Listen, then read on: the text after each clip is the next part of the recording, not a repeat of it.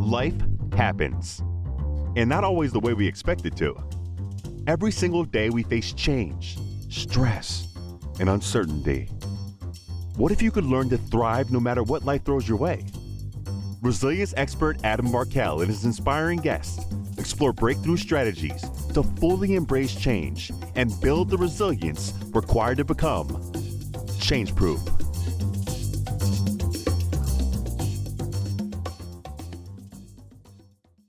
In today's replay episode, we have Chris Spurvey, who believes that feeling good about sales is the foundation for success in any business.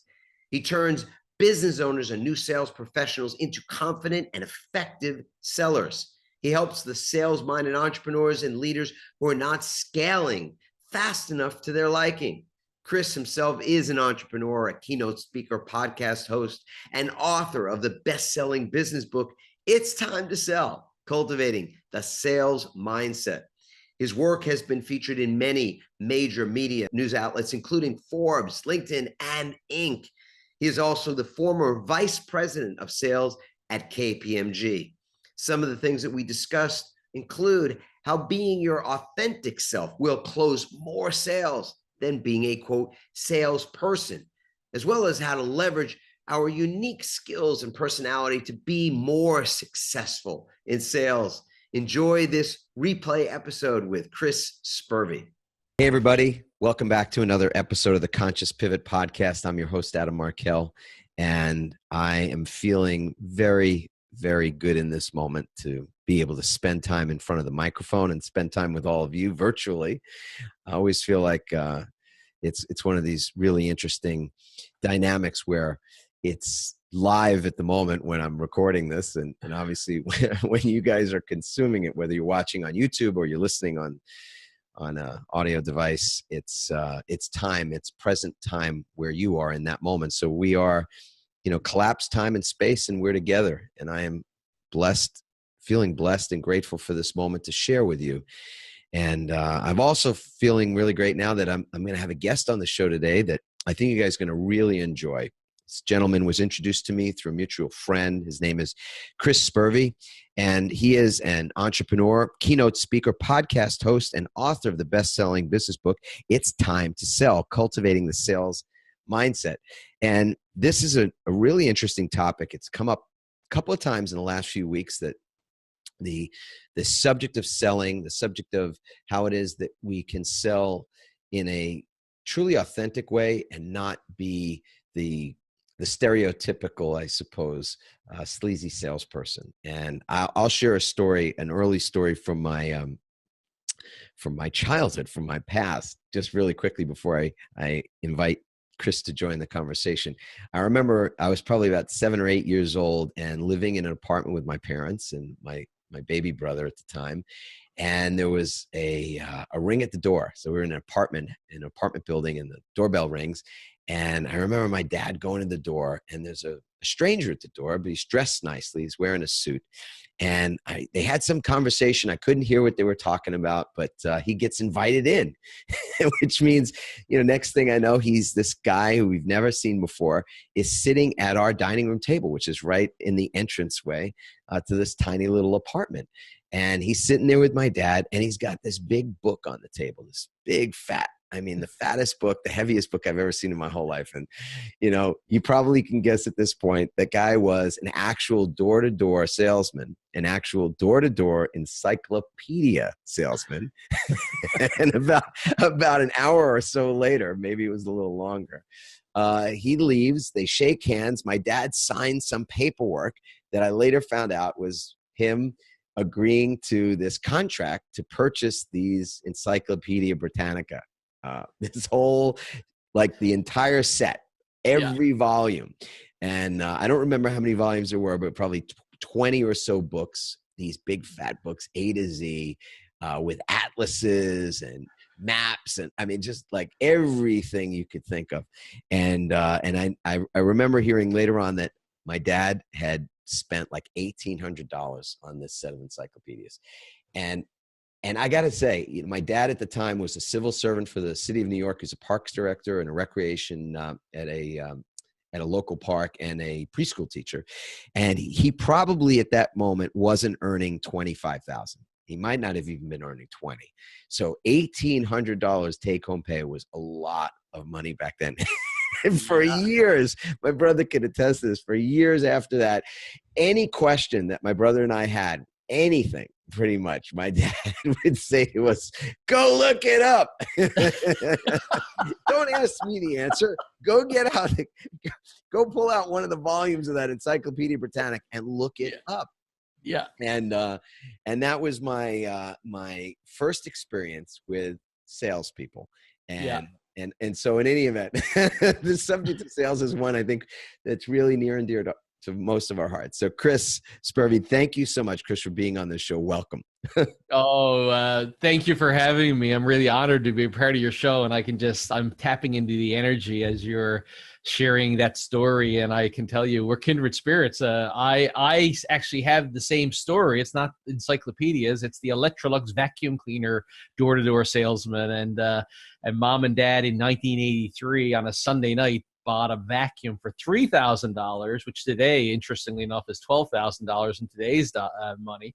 My mom was a teacher making 30 grand a year, maybe even less. So I can relate to your story. And it was that sales guy was trained in how to fight objections and how to push himself into the environment and get the sale. So I'm like you. I had that same image on the screen of my mind. That's what sales was.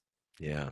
Well, we're going to dig into that a little bit more on this show, which I'm really excited about. And Chris, I want to ask you something. So I very briefly just let folks know about you. I would love, in your own words, to tell our listeners a little bit about yourself, something that's not written in your bio, but that you would love people to know about you.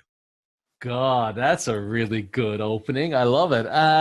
I find for me, I love to share with people my personal life. My wife and I, we've been together since we were 13 years old, believe it or not. So we're definitely what you would consider childhood sweethearts. We're in our early 40s, and we have the benefit of having now an 18-year-old boy and a 15-year-old girl. So we are we're living the luxury of being free, and our kids have their licenses, and we're living a beautiful life, and it's amazing. And I'm very grateful for the fact that my wife and I have been together since such a young age, and we have a wonderful, beautiful marriage. So I'll share that as an opening, even though it has nothing to do with sales. But I find it is the foundation for life. And, for me, it's the relationships that we've built. And that's what sales is really all about. So maybe I'll pause there and see how that segues into another question, perhaps. But that's I love my life, and I love my family. Oh my goodness, Chris, there's so many synergies. It's scary, actually. We'll touch on them one at a time. But I wrote some articles recently on LinkedIn about this idea of what does it mean to close sales. People have a sort of a closing mentality. I think that might have been the movie Boiler Room, and there's been a lot of other portrayals of aggressive salespeople and that have this closing mentality. And you hear a lot of folks talk about, closing percentages and that kind of thing. And that has bothered me for some time. And I started to write this series of articles about that's under the title, Stop Closing Sales, Start Opening Relationships. I love it. So is there anything more important than the process of opening a relationship? In fact, reframing that whole idea. Instead of closing something, you don't want to close anything. You want to open something. And what exactly, right? So I'd love to get your sense. What's your, if you've got a philosophy of sales, of selling? I mean, you podcast about this. You've written books about it. You teach and coach probably people in this area. I do. Yeah.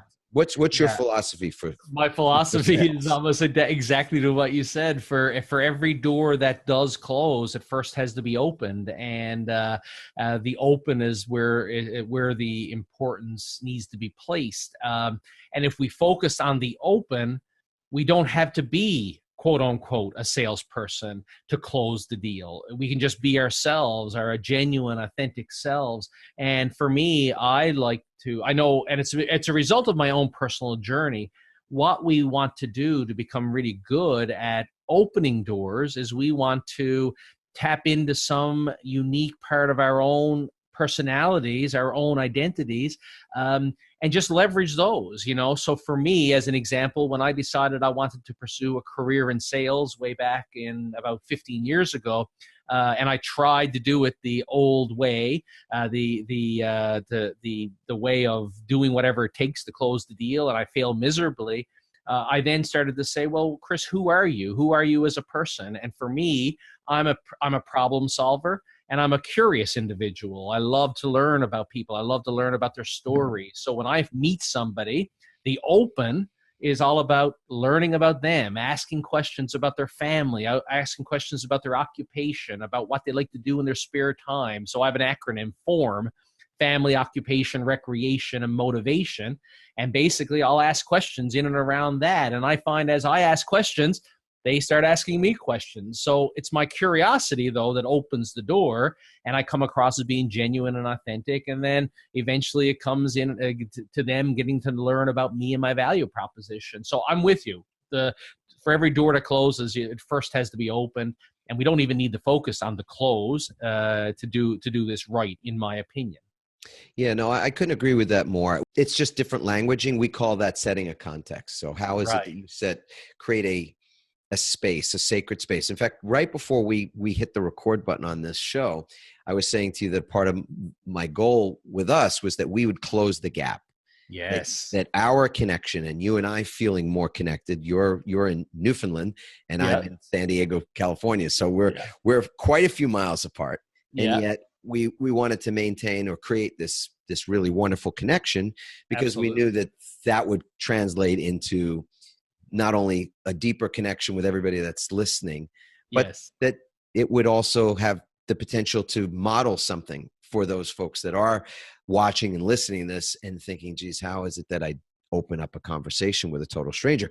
And you and I hadn't talked before. We have a mutual friend and we're introduced, and I know you've spoken to my wife, and here we are getting on a call or getting on a podcast. We've not met before. So closing the gap. I mean, so again, language is really important.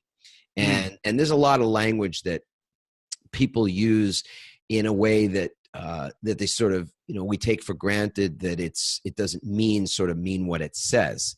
Like in internet marketing language, they have things called tripwires, right? Yeah. And things called lead magnets.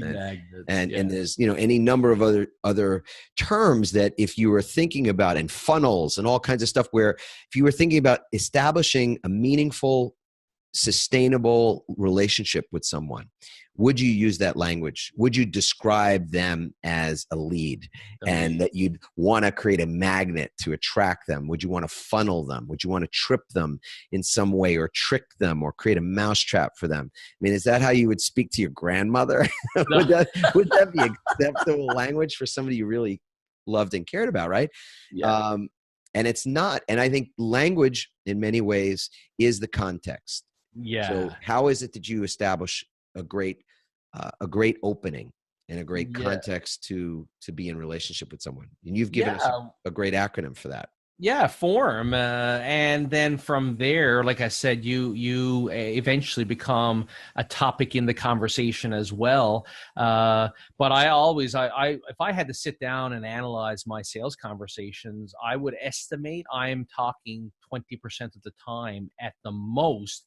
And it's the person who I am looking to engage and solve their problem who's doing all the talking. It's a diagnostic conversation, and so asking questions and then sharing bits and pieces of my value proposition and doing it in such a way that I'm framing it up to be the solution to the problem that they have, and sometimes they don't even know they have, working the questions we ask deep down to finding what the intrinsic motivation is for that individual, and that may be, like, for example, in a B2B setting, if I'm going in and I'm selling, in the past I've sold software, finding out if that software is, of course, they'll originally give you business reasons for upgrading their software. But the more questions you ask, the more trust you build, you eventually bring it around into intrinsic motivations, which is around their desire to grow within the company, to feel validated within the company and that type of stuff. So you're getting closer, and you're creating that bond and trust the more they share of themselves and their real reasons for wanting or desiring to solve the problem that you can solve, So that's, to me, is the ticket to effective sales today. Yeah. You know what? I want you to circle back to that, because you said it articulately and clearly, and yet I'm thinking there's people listening going, I really want to get that, and Sure. maybe they didn't stop to take the notes or what have you. So if you just reverse back and explain the difference between extrinsic and intrinsic motivation and how that plays into your. Yeah, maybe it's a use case. So I'm working for a company, and I am the director of IT, and I report up to the vice president of finance or the CEO or whatever. And I'm in meetings throughout my day, and I'm the topic of upgrading the software for ERP, enterprise resource planning, or scheduling, whatever comes up, and I'm stressed because I'm the director of IT, and I'm in charge of getting this project done on time and on budget. And so the extrinsic motivation is, I need to do this because the software is out of service and not being supported by the company that runs it anymore. And if it goes if it goes down on a weekend, I'm going to be the one called, and the CEO is going to come down on me. And so the extrinsic motivation is because it's out of service, and the software product is not being serviced anymore. But the more you get into a deep relationship and you try and you understand that individual and their desire to make more money and serve their family better on the weekend and create a beautiful life with their family, or maybe it's they just want to have more free time in their lives, so they want to grow inside the firm to get that autonomy, such that the CEO lets them kind of run their own shop. These are the types of intrinsic motivations that, as sellers, we can tap into and speak to in such a way that the person feels we really know them and we know what makes them tick. So selling is all about growing that trust, and we can only really grow trust if we truly get to know that individual at the internal level, what their internal motivation is. So does that frame it up maybe a little bit better? It does. I think that'll be helpful for people. And trust is a big deal. I mean, it's the heart of any relationship, is the idea or the feeling. It's not a belief. It's a feeling. Feeling. Yeah. It's a feeling that you can trust someone. Yeah. And so, it's a feeling that we have the best interest of the individual in our hearts as the seller. I can get on calls all day long and sell something to somebody because I can talk. But if I'm not doing it with my heart in the game, I don't feel good about it going to bed at night. And, so I want to be there to solve a problem for the people I work with effectively. Yeah. We call it the heart of enrollment. That's the language that because we believe everything is an enrollment conversation. So you're having an enrollment conversation with people all day long, whether it's, the conversation with your 15-year-old to make sure that they're driving, according to the rules you've given them, they're home at certain times, or it's to ensure that they're doing their homework or they're brushing their teeth or whatever it is. Those are all enrollment conversations. Absolutely. I like that word. I like that word, enrolling. I've had a friend of mine, Adam Markel, who lives up here in Canada. He uses that word, enrolling, and I like it. I like it a lot. Yeah. Well, it's a collaborative thing. It's engagement and it's relationship building for sure. So, Chris, do you have a recipe? I've been searching for what other word I might use for that, but for lack of a better word, is there a recipe to your style of selling, your style of engagement or enrollment? A recipe. That's a great question. I would say I've never sat down and necessarily codified the recipe as such, but effectively, number one, I'm a real believer in personal branding. And when I say personal branding, what you're doing here and what I'm doing here is we are sharing ourselves with the world and people through listening to a podcast or reading my Sunday morning newsletter or sending or reading certain emails I might send to my list. they get to know me and like me and trust me through what I share with them. And so what sales looks like for me today is I only enroll people who know, like, and trust me. And most of them haven't even spoken to me up to a point in time. I invite them to join me on a call where I basically get on the call with them and they've already pre-sold themselves because I've identified problem I solve for people.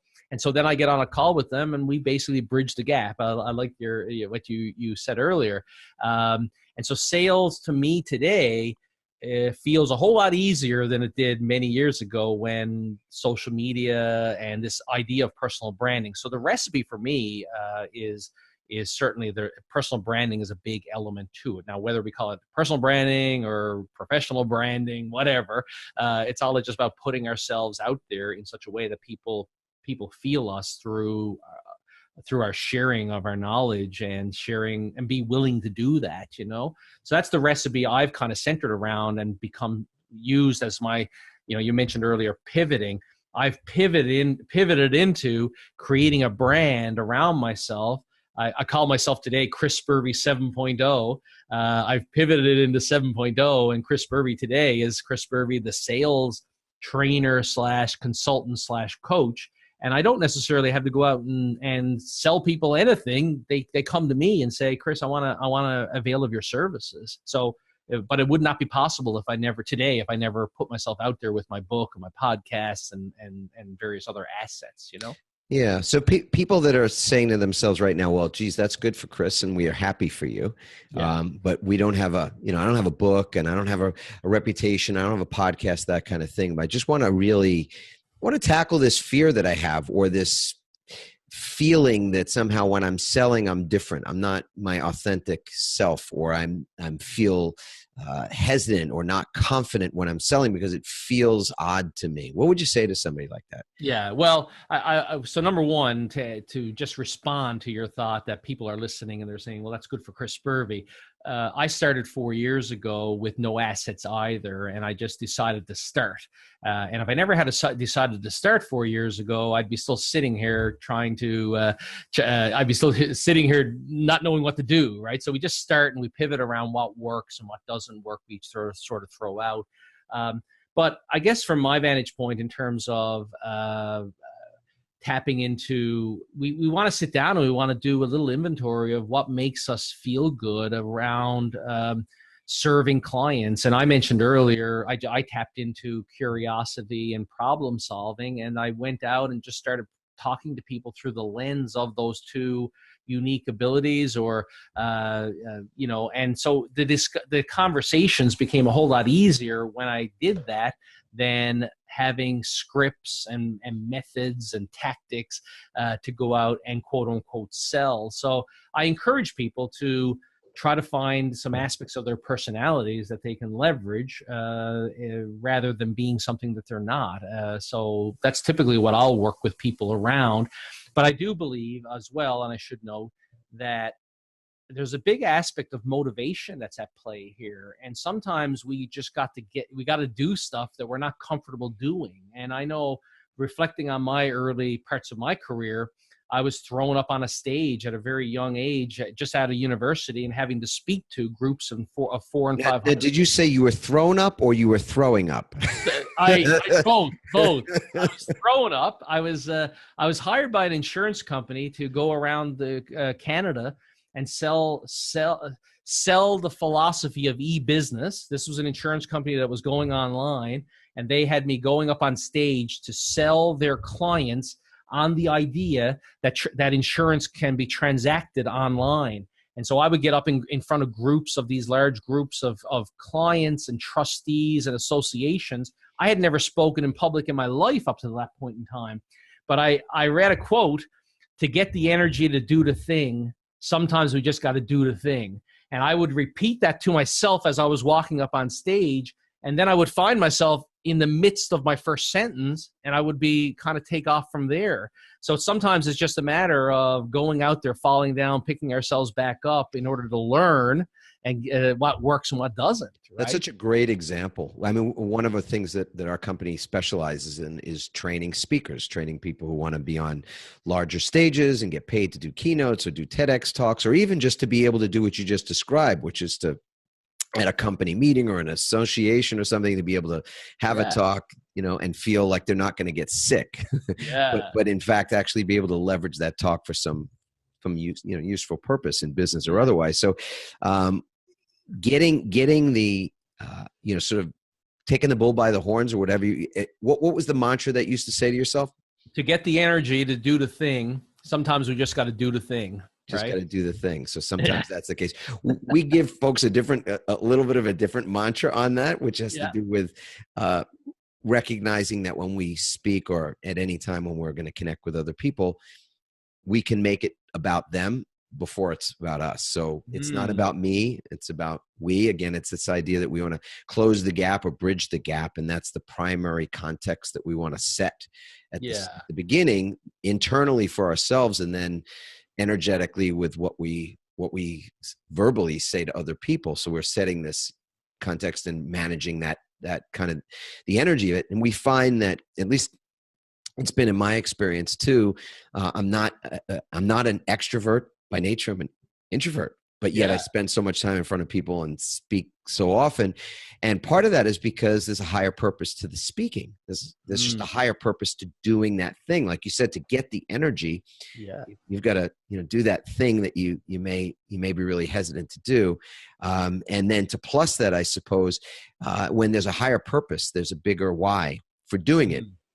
You can get past your own little voice or the inner critic that says, you suck. Or absolutely, you might suck. And it's like, well, so are you willing to dare to suck because something is actually more important? Yeah, just get up and suck. Than your ego or whatever, right? Or what are you going to look good? So I love that. Sales is so similar, don't you think?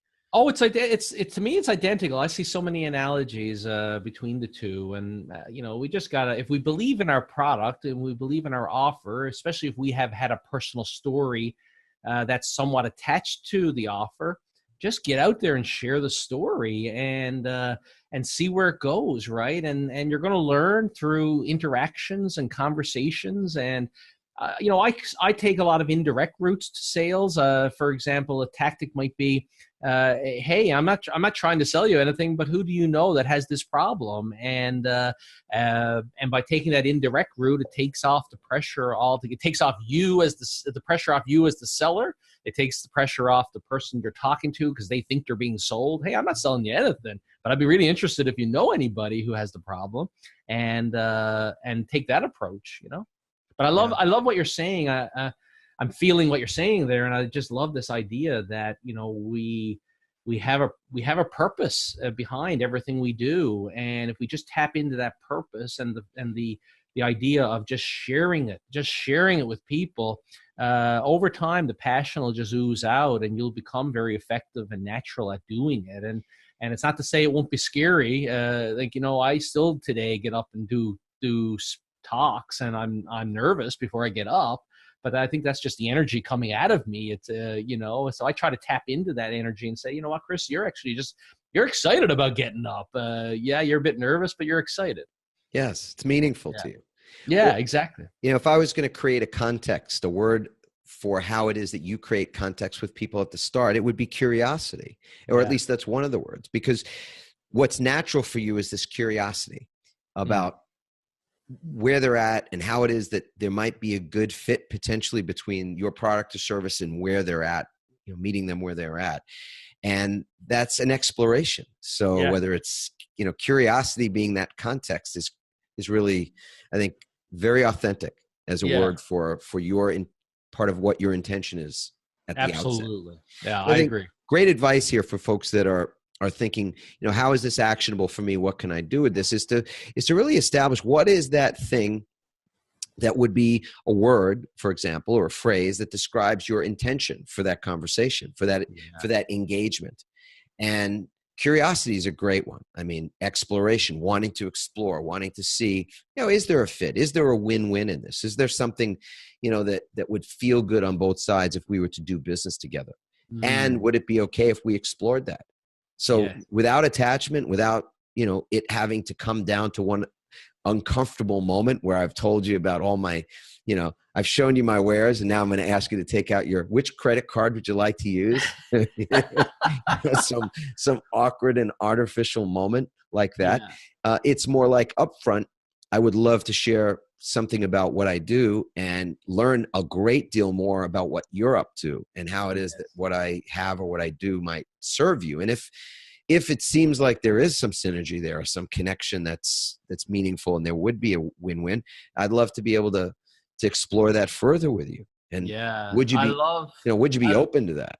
Yeah, I love that win-win, and that's what I try with the people I work with, and I try to achieve through all my conversations is a win-win. And I think that's part of the problem is that people view sales as their initial instinct is to go to a competitive mindset, and where someone has to win and someone has to lose, right? And so I try to flush that out of the system and look at every opportunity as a win-win. You have the solution and they have the problem, so let's match those up, and they get the win of the solution, and you get the win of having done that and perhaps getting paid in the process. So absolutely, I agree with you that 100%. And as an initial matter, just in terms of how you see that person, I mean, the word prospect doesn't offend me, so to speak, but there's just something about, again, would you call your grandmother a prospect? I mean, thinking about the words and the language that you use to describe people and describe the process itself. That's why, closing sales, or having somebody be a part of your closing numbers, your month end or your quarterly end numbers. Did you make your numbers? And where does this person fit in the quota and things like that? I think you lose a lot. You lose a lot on the side of what it takes to genuinely open relationships and care for and nurture relationships when you see people as numbers. Yeah, and I think we who are involved in the human services aspect of life, where we are truly helping people,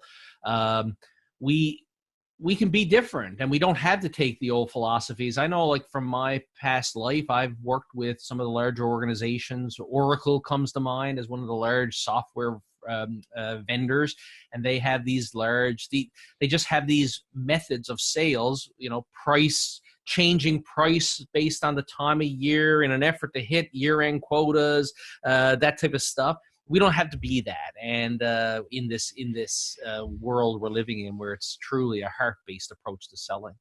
Yes. Oh, that's a wonderful place to lead into the last question here. But I so agree with that point that those calculations, those manipulations.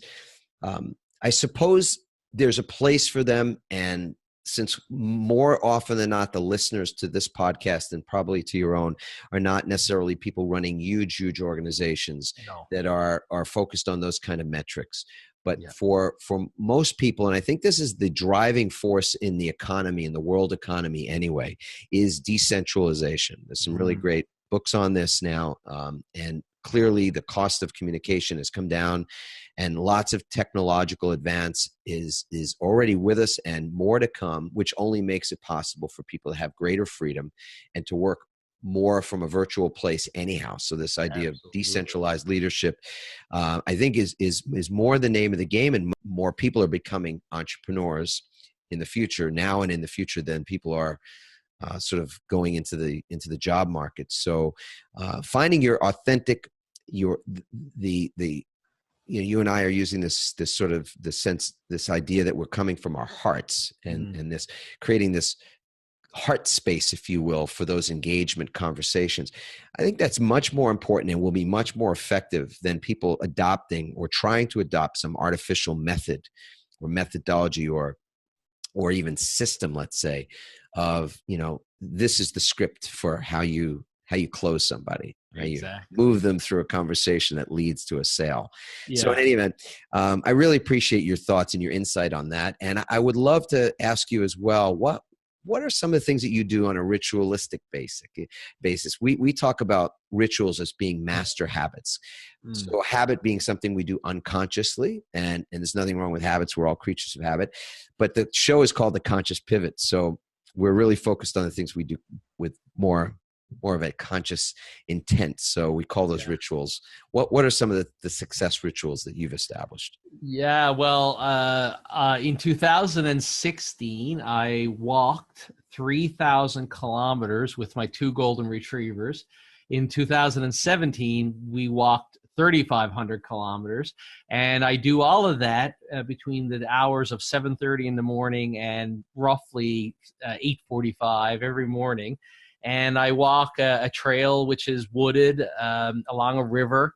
And I use that opportunity as to get myself ready for the day and to kind of mentally rehearse my upcoming meetings and to set an intention for each meeting that has win-win outcomes. And so I get the benefit of some exercise, and I also get the benefit of thinking through and visualizing my meetings or my upcoming interactions in advance. And you would be amazed, and I know I'm speaking to the converted, you would be amazed as to the outcomes of 90% of the meetings I have or interactions I have on my schedule. They go down the path.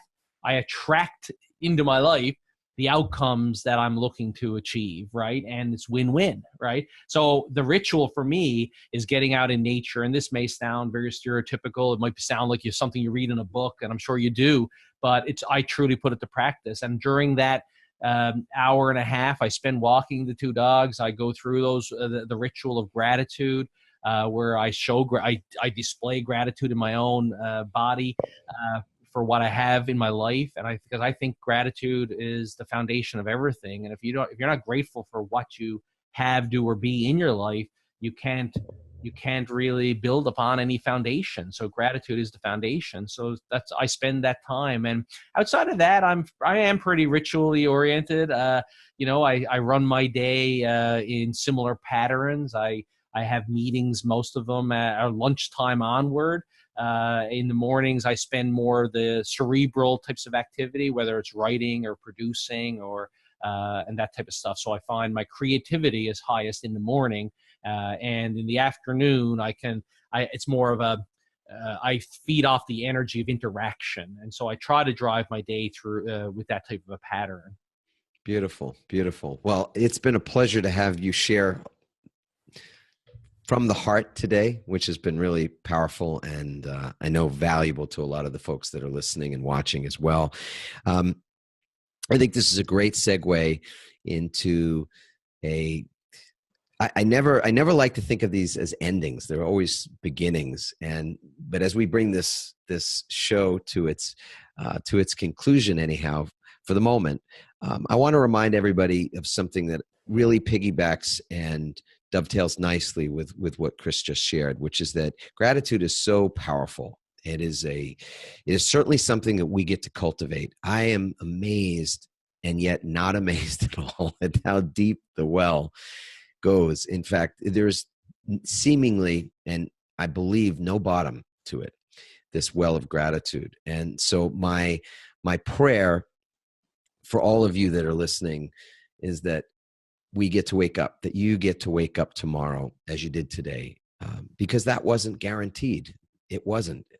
There are people that didn't wake up today that probably would have loved to, but didn't. And so this waking moment is really a blessing, and it really is something to feel grateful for. So my prayer is that you wake up tomorrow, Chris, you and your family and everyone in your world and everyone who is listening to this now. I wish the same thing for all of you, and of course for everyone, that we get to wake up tomorrow.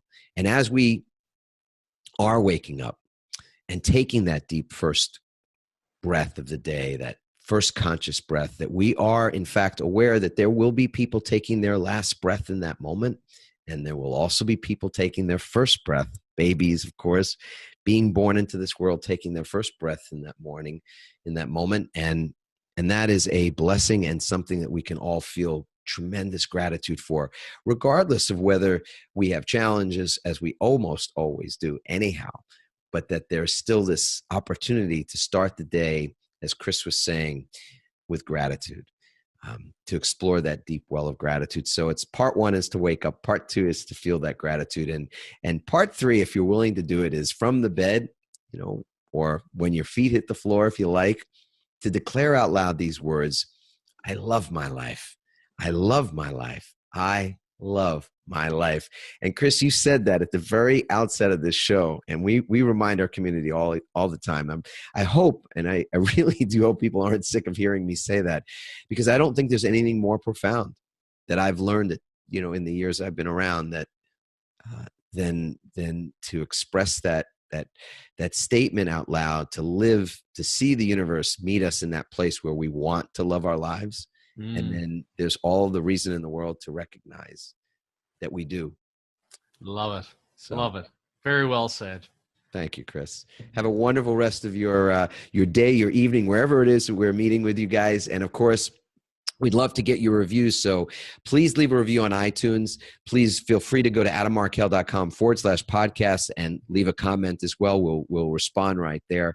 And of course, if you want to join our Facebook community, which is growing leaps and bounds, and people are just loving the vulnerability, the authenticity, and the support that's happening in that space, you can go to pivotfb.com, or on Facebook, it's the Start My Pivot community there as well. So we'll see you all soon. Ciao for now, everybody. Thanks for listening, everyone. We hope you now have even more tools and greater insights to build resilience and become change-proof.